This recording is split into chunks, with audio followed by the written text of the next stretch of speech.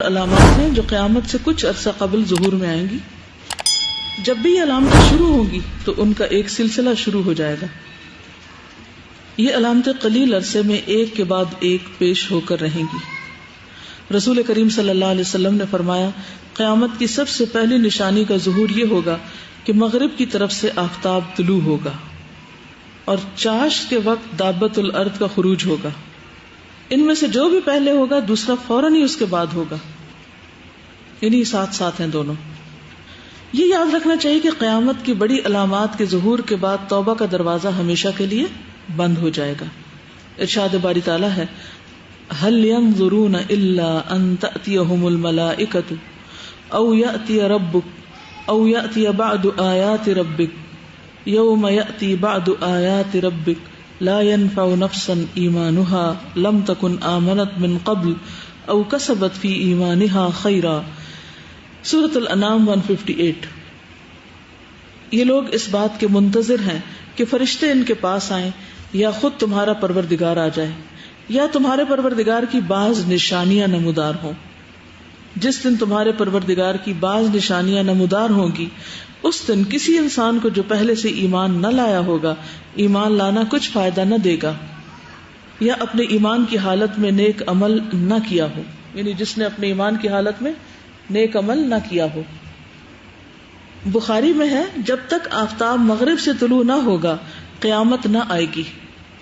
ٹھیک ہے، جب تک سورج ویسٹ سے نہیں نکلے گا قیامت نہیں آئے گی.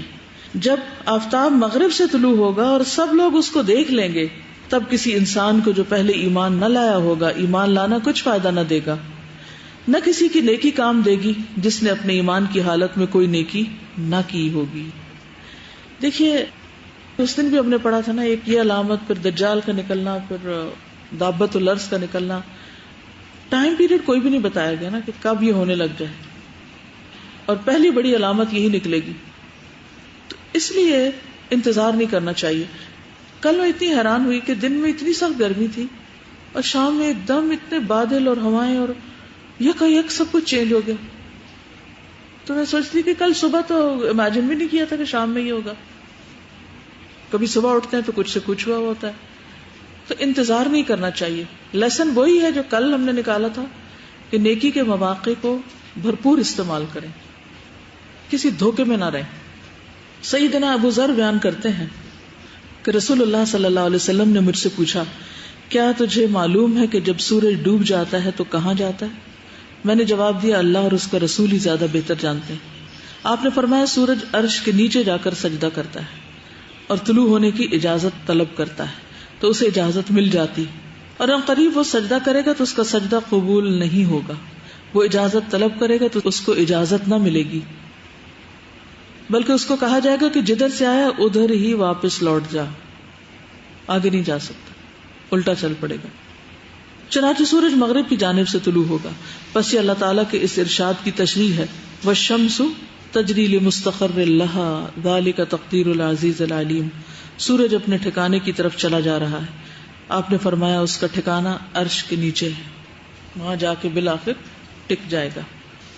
یہ جو دابۃ الارض ہے اس کے بارے میں تفسیر میں آپ نے پڑھ رکھا ہے. قرآن مجید میں سورۃ النمل میں آتا ہے آیت 82، وَإِذَا وَقَعَ الْقَوْلُ عَلَيْهِمْ أَخْرَجْنَا لَهُمْ دَابَّةً مِّنَ الْأَرْضِ تُكَلِّمُهُمْ أَنَّ النَّاسَ كَانُوا بِآيَاتِنَا لَا يُوقِنُونَ. اور جب عذاب کی بات پوری ہونے کا وقت آ جائے گا تو ہم ان کے لیے زمین سے ایک جانور نکالیں گے جو ان سے کلام کرے گا کہ فلاں فلاں لوگ ہماری آیتوں پر یقین نہیں رکھتے.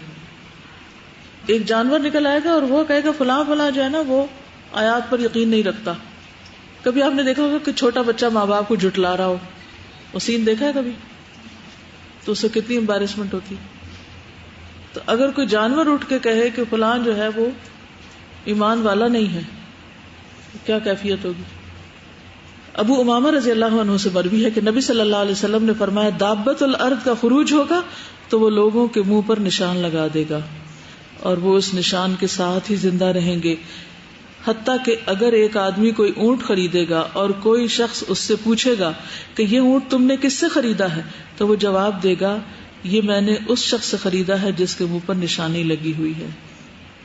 ہر ایک سٹیمپ ہوگا. ہر ایک کے اوپر بار کوڈ ہوگا کہ کون کیا ہے.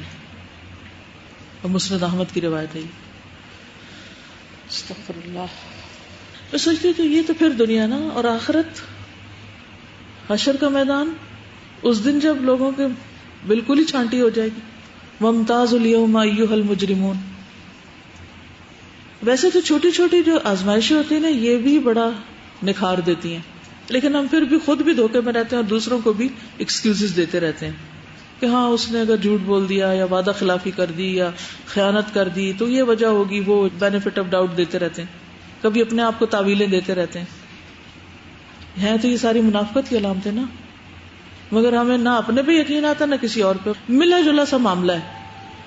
تو قیامت کے دن تو پوری چھانٹی ہو جائے گی، لیکن اس سے پہلے بھی جیسے کل پرسوں بھی ہم نے پڑھا کہ مومن اور کافر دو بڑے گروہوں میں، خیموں میں بٹ جائیں گے، اور پھر مختلف طریقوں سے لوگ الگ الگ ہوں گے. کوئی دجال کے ساتھ ہوں گے، کوئی اس کے خلاف ہوں گے، کوئی عیسیٰ علیہ السلام کے ساتھ ہوں گے، کوئی دوسرے لوگ ہوں گے. اور پھر یہ دابت الارض اٹھ کے نشان لگا دے گا.